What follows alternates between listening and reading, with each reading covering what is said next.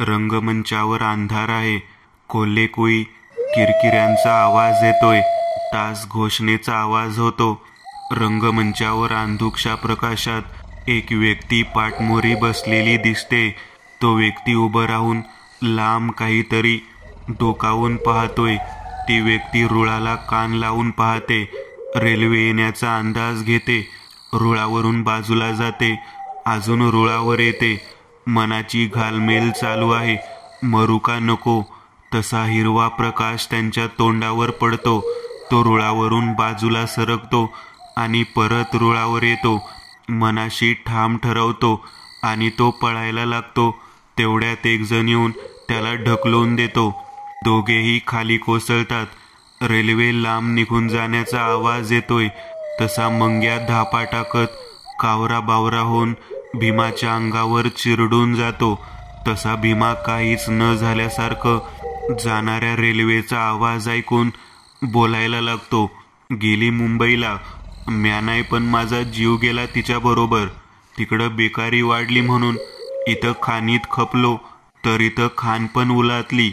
जगणं बेकार आणि आता मरण बी बेकारच करून टाकलंस की. नाम्या तू एकटा बेकार नाही झाला. मी पण बेकारच आहे. आणि भीम्या खणीवर अख्खं गाव जगत होतं. ती पण सगळी बेकारच झाल्या. ती काम मिळावं म्हण लाचारी करू करू थकलो. पण शेवटी पदरात बेकारच. या पोटाला तडा बसला की लाचारी पण नको वाटती र. मी आणि माझी जिजा पोटाला चिमटा काढून कसं बी जगल. पण त्या लेकराचं काय? त्याचं पोट माझ्याशिवाय कसं भरायचं? अरे बाप म्हणून घ्यायची पण लाज वाटायली. काय करू जगून? उगा जगण्याचं काबाड करण्यापेक्षा त्या मातीच्या ढिगाऱ्याखाली मड्यासारखं गप्प निजलेलं किती बी चांगलं. आता या डोळ्याला हाल नाही बघणं होत. त्या जीवाला भूक लागली म्हण सांगता पण येत नाही र. रडायला लागतो. तसा मंग्या त्याला थांबवतो आणि बोलतो, अरे येडा का खोळा तू? तू मेल्यावर जिजीचं काय होईल विचार केला का? तू मेला की तिचा हाल काही कमी होणार आहेत का? सांग की. ती बी जित्यापणी मरत्याली. चल उठ. जरा धीराने काम घे. देवाने एका हाताने घेतलं तर ती दुसऱ्या हातानं देतय बी. तसा हलकीचा आवाज लांबून येतो. बायांच्या रडण्याचा आवाज येतोय. तसा भीमा त्याच्याकडे लक्ष देत बोलतो, मेलं बघ सुटलं एकदाच. देतोय देव बस इथं. देतय देव. तसा नाम्या त्याला उठवतो आणि त्याला घेऊन जायला लागतो. अंधार होतो. तसा हलकीचा आवाज आणि रडण्याचा आवाज वाढतो. तो रडण्याचा आवाज कमी होऊन बाळ्याच्या रडण्याचा आवाज हळूहळू यायला लागतो. रंगमंचावर बाळ रडताना दिसते. झोळी हालताना दिसते. बाळ रडते. तशी जिजा जात्यावर काम करत ओवी म्हणते, हिराबाई, जिजे ए जिजे. जिजा, बाईसाहेब तुम्ही? बाईसाहेब मॅच तुमच्याकडे येणार होते. काय पैसे द्यायला? अगं पहिलं देणं होईना. अजून काय मागती पैसे? लेकूर दुखण्यात पडले बाईसाहेब. मरल लेकरू. काहीतरी बघा की बाईसाहेब. पाया पडते. हिराबाई, कुठून पैसा आणणार आहे तुझा नवरा? आणि तुझ्या लेकराला मी काय करू? मेलं तर मेलं. बाईसाहेब, एवढी बार मी तुमच्यात कामाला येते. पैसे द्या बाईसाहेब. लेकरू मरल माझं. हिराबाई, मला माझं पैसे दे. मी काय कुत्रं नाही सारखं दार दार भटकायला. पैसे आणून दी. उद्याच्या उद्या पैसा द्यायचा. हिराबाई निघून जाते. अगं देईल माझा नवरा. पैसा काय? माझ्या लेकरांच्या जीवावर उठली. बाळाला बसून मांडीवर घेते आणि दूध पाजत बडबडते, पोटात अन्न नाही आणि हिला पैशाचं पडलंय. एकदा यांना उचल भेटली की मड्यावरच मारून येते हिच्या. तेवढ्यात भीमा नाराज निराशेने येऊन तिच्या समोर बसतो. झोपलं का लेकरू? काही झालं का? अहो तुम्हाला बोलते. काय झालं? भेटली का नाही उचल? असं तोंड पाडून का बसलाव? भीमाचं लक्ष नाही. तो बाळाजवळ येतो. काय म्हणते मी? काय झालं? तोंड का पडले? लेकराचा ताप कमी झाला का? होय. इथं लेकराला पाजावं म्हणलं तर पाना बी फुटना. तुम्ही काय सांगा ना. खान बंद पडली. तुम्ही काळजी नका करू. होईल सगळं नीट. देवानं चोच दिली तर चारा बी दिलच की. मी चिगलाची भाजी आणली, खाऊन घ्या. उठा चला. तू घे खाऊन. या पोटात आता भाकरीची नाही, कामाची आग लागलीये. उद्याच बघावं लागल. भीमा काम मागताना दिसतोय, मध्ये जात फिरताना दिसतोय. तसा भीमा जात्याच्या 4 बाजूने काम मागत फिरतो. चिमण्यांचे, कावळ्यांचे आवाज येत आहेत. शेजारी एक जळलेलं प्रेत आहे. भीमा तिथे येऊन बसतो आणि जखडलेल्या राखेकडे बघतो. त्याला कवटी, हाड, शेजारी एक पालथं घातलेलं सूप, फुटलेलं गाडगं व एक निवत दिसतोय. त्याकडं बघतो आणि निवत खातो. आणि तू मेला होय काल? आर जाळलं तुला, पण इथं जित्यापणी राख माझी झाली. खाऊ का? भूक लागली. तू नाही म्हणला तरी खातो. तू मेला, पण मला जगावं लागलं बायका लेकरासाठी. लय भूक लागली बघ. तू खाणार का? हे मी बी काय चळ सुटल्यागत बोलायलो, पण ही बेकरीमुळे आलेला दुष्काळ नाही सोसवत.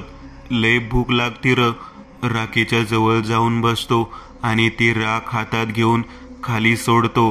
तसं त्याला काहीतरी चमकलेलं दिसतं. कावरा बावरा होतो आणि राख उधळायला लागतो. तो खुश होतो आणि हसायला लागतो. एकदम थांबतो आणि विचार करत बोलतो, खान सापडली ए दोस्ता, आणि हसायला लागतो. चटका बसतो तरीही भीमा राख चाळायची थांबवत नाही. तो खुशीने राख स्वतःच्या कपाळाला लावतो आणि हसतो आणि बोलतो, या मड्याची आणि या मड्याची लय लांब पतूर मैत्री टिकल बघ. भीमा सोन्याकडे एकटक बघतो आणि विचारमग्न होतो. तसा रेल्वेचा आवाज येतो. त्या आवाजाकडे लक्ष देतो आणि बोलतो, मुंबई, आणि हसतो. अंधार होतो. कोलेकोईचा आवाज येतोय, कुत्र्यांचा आवाज येतोय, ओढ्याचा आवाज येतोय. तसा प्रकाश पडतो. राखेने भरलेलं पोट घेऊन दिसत आहे आणि चाळणी घेऊन नाम्या राख चाळायला लागतो. भीमा हाड फोडायला लागतो. चालू चालू कंटाळा आला, पण हाताला काही घावना बघ.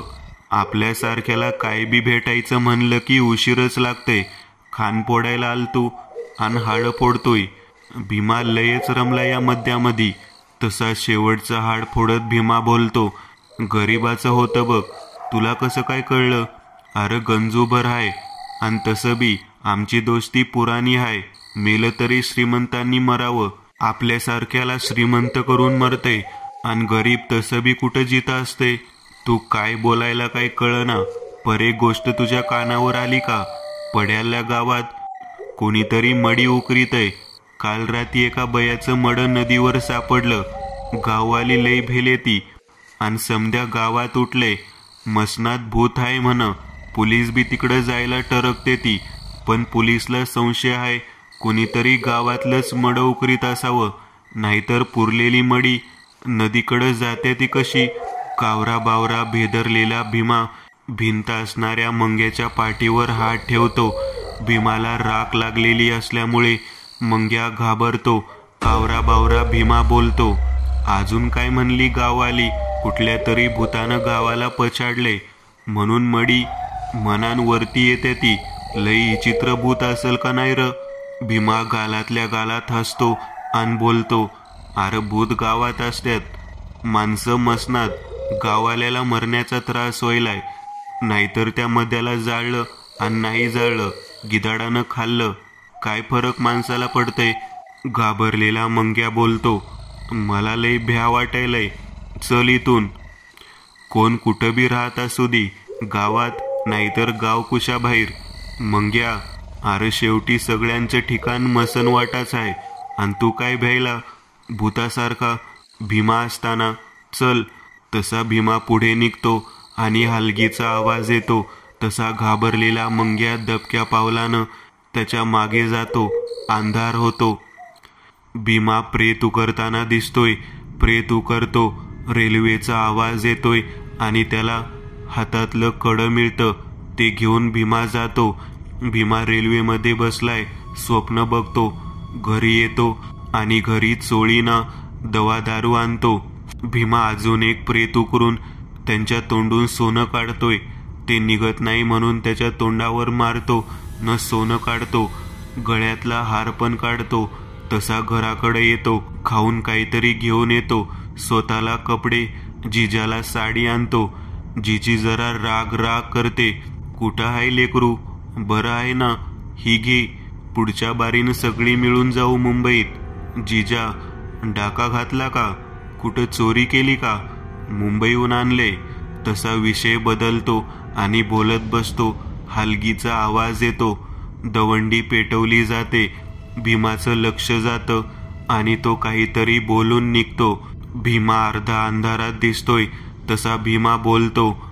आता लय मोठी आसामी हाय. कोलेकोईचा किरकिऱ्याचा आवाज येतोय तसा प्रकाश पडतो. भीमा दबक्या पावलांनी येतोय. वारा जोराने येतोय. विजाही चमकतायत. तसा भीमा पुढे पुढे चालायला लागतो. कोलेकोईचा कुत्र्यांचा आवाज येतो. भीमाला काट मोडतो. तो काढत उडी मारतो. तसं उजव्या विंगेतून भीमा येतो. तो इकडं तिकडं बघतो आणि माघारी पळत जातो. तसा भीमा पळत येतो आणि अंदाज घेत पुढे चालायला लागतो. भीमा एक दोन मड्याला उकरून पाहतो आणि इकडं तिकडं पाहायला लागतो. त्याला कशाची तरी चाहूल लागते आणि तो तिकडं जायला लागतो. दबक्या पावलांनी पुढे जातो आणि तो मड उकरायला लागतो. तसे कोल्हे त्यांच्यावर हल्ला करतात. भीमा सावकारांच्या तोंडात पार घालतो आणि हात घालून सोनं काढण्याचा प्रयत्न करतो. तसा एक कोल्हा त्याला चावतो. भीमा त्याला पार मरतो. तशी बोट अडकत आणि भीमा तळमळायला लागतो आणि कोल्हे त्यांच्यावर तुटून पडतात. भीमा आणि कोल्हे यांच्यात धरपकड होते. भीमा रागात मड्याला पार मारतो. तसं त्याचं मुंडकं उपसून येतं. भीमा जास्त कावरा बावरा होतो आणि हातची बोटं तोडतो. ओरडतो, रडतो आणि पळत निघून जातो. काही वेळाने भीमा पडद्यामागे पळतोय. एक एक झाड मागे जाते. गावकऱ्यांचा आवाज जवळ जवळ येतोय. असं वाटतं गावकरी येण्याच्या भीतीने तसाच पळायला लागतो. भीमा पळत राहतो. तसा अंधार होतो. भीमा घरात बायकोजवळ हाताला काहीतरी बांधून बसलेला आहे. भीमा एकदम सुन्न बसलेला आहे. बायको रडत रडत बडबड करते. भीमा शांत स्वतःच्या कर्माला दोष देत हाताकडे बघतो. जिजा रडायला लागते. भीमा हाताकडे बघतो. तसा पडद्यामागे भीमा दगड फोडताना दिसतो. त्या आवाजाकडे बघतो. भीमा इकडे हात आदळतो आणि रडायला लागतो. जोर जोरात रडायला लागतो. डाव्या बाजूने माती उकरण्याचा आणि काढण्याचा आवाज येतो. त्या बाजूने एक महिलेचं शव चालत येतं. तिला पाहून भीमा घाबरतो. तसा दुसऱ्या बाजूने हाड राग चाळल्याचा आवाज येतो आणि फोडण्याचा. त्यासोबत हात नसलेले शव चालत येतं. बाईच्या बाजूने कावळ्यांचा आवाज येतो. तसा आवाज येतो. खान सापडली. तसं एक शव. हातातली कड काढायला सुरुवात. तसे सगळे एक एक करून सोनं टाकायला लागतात. तसा दागिन्यांचा आवाज पाऊस पडल्यासारखा येतो आणि शेडोमध्ये भीमा हसायला लागतो. भेदरलेला भीमा नाही म्हणत मागे सरकतो. हात जोडतो. नको म्हणतो. तसा बोलतो, भूक लागली नाही. तसे दागिन्यांचा आवाज बरोबर रेल्वेचा जाट्याचा आणि कावळ्यांचा आवाज येतो. शाडोमधला भीमा दगड फोडू लागतो. अंतराने दगड फोडतो. त्या ठोकण्यासरशी भीमाचं डोकं खणकतं. तसा आवाज येतो. देतय देव, घेतय देव. बाळाचा आवाज, हलगीचा आवाज आणि आवाज येतो. ही धरणीमाय माझ्यासारख्याच्या तळहातावर हाय. आणि जात्याचा आवाज, कोल्ह्याचा आवाज येतो. दगड फोडण्याचा आणि दवंडीचा आवाज येतो. खान सुरू झाली. तसा जिजीचा आवाज येतो. चोरी नाही न केली. भीमाच्या मसनात माणसं असतेत, गावात भूत. तसा भांबावलेला भीमा मोठ्याने ओरडतो. कान दाबून घेतो. तसा बीप आवाज येतो आणि अंधार होतो. पडद्यावर बोट तुटलेला. भीमा दगड फोडायचा प्रयत्न करतो. फुटत नाही, पण धीर सोडत नाही आणि डाव्या हाताने दगड फोडायला लागतो. पुढचा अनुभव. लेखिका अनिता इंगळे. भूतबीत काही नसतंच. स्वतःवरच खुश होऊन त्याने चक्क शीळ घातली. मस्त जमला होता प्रसंग, अगदी थरारक. भीतीने अंगावर शहारे येतील असा. एका भयकथा लेखकाला आणखी काय हवं? तहान लागली, पण पाणी संपलं होतं. खाली जाऊन किचनमधून आणावं लागणार होतं. खरं तर लिहिण्याचा मूड असताना उठावं लागलं. काहीही काम निघालं की तो नाखुश असायचा. पण आताची गोष्ट वेगळी होती. आता लिहित असलेला प्रसंग अगदी भारी जमून आला होता आणि पुढचं कथानकही डोक्यात अगदी पक्क बसलेलं होतं. त्यामुळे आता उठावं लागलं तरी हरकत नव्हती. उलट केव्हापासून लिहित असल्याने अंग आखडून गेलं होतं. ब्रेकची गरज होतीच. आळोखे पिळोखे देत तो जिन्याजवळ आला आणि लाईट गेली. मनातून वैतागत त्याने अंदाजाने एक एक पायरी उतरायला सुरुवात केली. मध्येच बायकोला हाकही मारून झाली. उत्तर आलं नाही म्हणून तो अंदाजानेच पायऱ्या उतरत राहिला. शेवटच्या पायरीवर पाय ठेवला आणि पांढरा फटक चेहरा, मोकळे केस आणि हातात मेणबत्ती घेतलेली एक भयंकर आकृती समोरून चालत येताना दिसली आणि भयभीत होऊन बेशुद्धच पडला तो. शुद्धीवर आला तेव्हा बाजूला काळजी व्यापून राहिलेल्या चेहऱ्याने बायको बसलेली दिसली. आधी काही आठवलंच नाही. मग अचानक ते दृश्य आठवलं आणि पुन्हा हुडहुडी भरली. अहो, असं काय करताय? काय होतंय तुम्हाला? डॉक्टर येऊन इंजेक्शन देऊन गेले. पुन्हा बोलवायचं का? त्याला कापरं भरलेलं पाहून बायकोने काळजीने विचारलं. ती आली होती. खूप भयंकर दिसत होती. ती पुन्हा आली तर ती का दिसली असेल मला? तिने मला काही केलं तर? देवा, वाचव मला. कोण ती? कुणाबद्दल बोलताय तुम्ही? गोंधळून जात तिने विचारलं. ती मगाशी. मग त्याने आळखळत्या शब्दात मगाची हकीकत सांगितली आणि त्याच्या बायकोला हसूच आवरेना.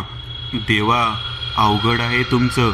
तुम्हा भयकथा लेखकांना ना जिथे तिथे भूतच दिसत असतात. म्हणजे नीट सांग. अशी कोड्यात बोलल्यासारखी बोलू नकोस. आधीच भीतीने जीव अर्धमेला झालाय. हो का? लोकांना घाबरवायला बरं आवडतं तुम्हाला आणि आता स्वतःच. ए बाई, हात जोडतो तुझ्या पुढे, पण आता पटकन काय ते सांग एकदाच, नाहीतर या सस्पेन्सने जीव जायचा माझा. काहीही. बरं सांगते. अहो, भूतबीत काही नव्हतं. ती मेणबत्ती घेतलेली आकृती मीच होते. काय? कसं शक्य आहे? ती तर किती भयंकर दिसत होती. असा पांढरा फटक चेहरा आणि मोकळे केस. असंच ना? हो. हिला कसं माहीत? असा प्रश्न पडल्यामुळे त्याचा गोंधळ उडाला होता. उद्या ताईच्या डोहाळे जेवणाचा कार्यक्रम नाही का? थोडं लवकरच जावं लागेल ना आपल्याला. आता थोडा वेळ होता तर मी फेस पॅक लावला आणि तेव्हाच केसांना मसाज करायला केस पण मोकळे सोडले. तेल लावायला घेतलं आणि लाईट गेली. म्हटलं तुमच्या लिखाणाचा मूड आहे तर त्यात खंड नको, म्हणून तुम्हालाच मेणबत्ती आणून देत होते. तेवढ्यात तुम्हीच खाली आलात आणि घाबरून बेशुद्धच पडलात. त्याने कपाळावर हात मारून घेतला. हसावं की रडावं तेच कळेना. चांगलीच फजिती झाली होती त्याची. स्वतःच भयकथा लिहिता आणि स्वतःच घाबरता. तिचं चिडवणारं हसू पाहून तो पुरता वैतागला. आताही आयुष्यभर आपल्याला टोमणे मारत राहणार. मग मी आवाज दिला तेव्हा उत्तर का दिलं नाहीस? तू बोलली असतीस तर कशाला असा गैरसमज झाला असता? अगदी चिडक्या आवाजात त्याने सापडलेला मुद्दा मांडला. वा, छान. म्हणजे माझा पॅक तडकायला हवा होता आणि समजा मी उत्तर दिलं असतं तरी मी फेस पॅक लावला हे तुम्हाला कुठं माहीत होतं? भीती वाटलीच असती ना? खरंय. नकळत त्याच्या तोंडून निघून गेलं आणि ती पुन्हा हसली. पुरे ग, किती चिडवशील? तो जास्तच वैतागून म्हणाला. लेखक महाशय, भूतबीत काहीच नसतं. सगळे तुमच्या कल्पनेचे खेळ असतात. मनोरंजनापुरतीच त्यांचं अस्तित्व ठीक आहे. खऱ्या आयुष्यात भूताचं अस्तित्व नसतंच. अगदी खरंय तुझं. भूत नसतातच. खिडकी बाहेर उभं राहून ऐकणारी, पांढरा फटक चेहरा, मोकळे केस असलेली हाडळ, त्यांचं बोलणं ऐकून छान करमणूक झाल्यासारखी खदखदून हसली आणि आधांतरी तरंगत जाऊन समोरच्या झाडाच्या फांदीला लोंबकळून मस्त मजेत झोके घ्यायला लागली. पुढचा अनुभव, अंधाराची भीती. अंधारात काय असते एवढं घाबरण्यासारखं? उगाच आपलं काहीतरी. अर्थात हे तिचं आत्ताचं मत होतं. अगदी काल परवापर्यंत तिलाही तिच्या वयाच्या लहान मुलांसारखी अंधाराची खूप भीती वाटायची. एवढंच काय, अंधारात बुडालेल्या सगळ्याच गोष्टींची, झाडांची तर फारच. त्या झाडांमध्ये आपला घास घ्यायला टपलेलं काहीतरी खूप भयंकर असं दडून बसलंय असं वाटायचं. पण आता काही दिवसांपूर्वीच ती स्वतःही त्या अंधाऱ्या जगाचा एक भाग बनली आणि तिची सगळी धरणाच बदलली. सगळ्यात आधी तर तिची अंधाराची भीती पार नाहीशी झाली. झाडांची भीती वाटण्याचा प्रश्नच नव्हता. ती आता झाडावरच राहायची, तिच्यासारख्या काही जणांसोबत. आता तिचं ठाम मत बनलं होतं, अंधारात भीतीदायक असं काहीतरी असतं. या माणसांनी पसरवलेल्या अफवा आहेत. उलट दिवसा उजेडीच बाहेर पडणं धोकादायक असतं. तशी वेळ आली तर त्या विचारायचीही भीती वाटायची. हल्ली अंधाराला नाही, उजेडाला घाबरायचं असतं हे ती आता तिच्या आधीच्या जगातल्या सख्या मैत्रिणीलाही समजावून सांगणार होती. तिच्या मनातला भ्रम दूर होणं आवश्यक होतं. मग त्यासाठी त्या मैत्रिणीला स्वतःच्या जगात आणून पुरावा द्यावा लागला तरी चालणार होतं. आणि तसंच करायचं हे तिचं पक्क ठरलं होतं.